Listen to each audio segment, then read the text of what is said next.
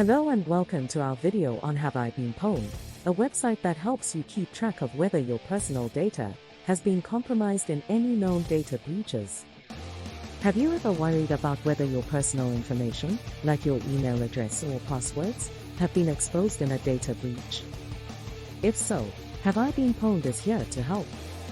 This website maintains a database of known data breaches and allows you to enter your personal information to see if it has been included in any of these breaches. Using the site is simple. Just visit the website and enter your email address or other personal information in the search field. The site will then search its database to see if your information has been compromised. If it has, the site will provide details about the breach and what data was exposed. In addition to checking if your information has been compromised, you can also sign up for notifications through the site. This way, you'll be alerted if your information is included in a new data breach in the future. Overall, Have I Been Pwned is a valuable resource for anyone concerned about the security of their personal data.